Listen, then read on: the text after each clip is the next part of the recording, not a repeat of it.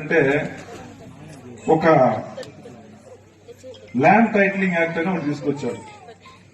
ఈ land titling act అంటే అందరికీ ఎంత భయం అంటే వాళ్ళ గుండెల్లో రైళ్లు పెరుగుతున్నాయి, యాద పెరుక్కుని వస్తారో మొత్తం కూడా అని చెప్పేసి. అట్లనే వాళ్ళు ఏం చేశారు, ప్రతి ల్యాండ్ కి వాళ్ళు వచ్చి సర్వే చేసి అక్కడ ఒక రాయి నాటి ఆ రాయికి కూడా జగన్మోహన్ రెడ్డి ఫోటోలు తీసినారు.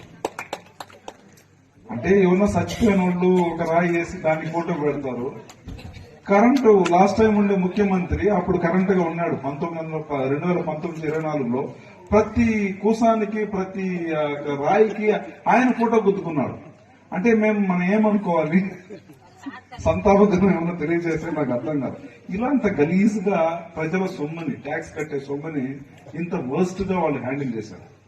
కానీ మన ముఖ్యమంత్రి అట్లా కాదు, ఒక్క రూపాయి కూడా ఖర్చు పెట్టాలంటే ఆలోచిస్తాడు. 24 గంటలు ఉంటే దాంట్లో 20 గంటలు ప్రజల కోసమే ఆలోచిస్తాడు.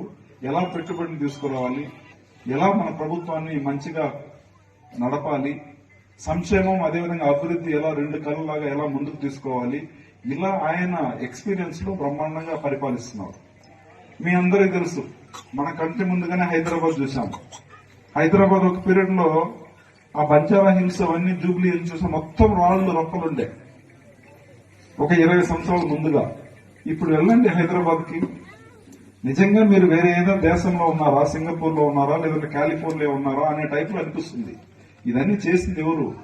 ఒక్కొక్క రాయి పెట్టి అంచెలంచెలుగా కట్టుకుని అంత కష్టపడి పెద్ద ఆయన తీసుకొచ్చాడు.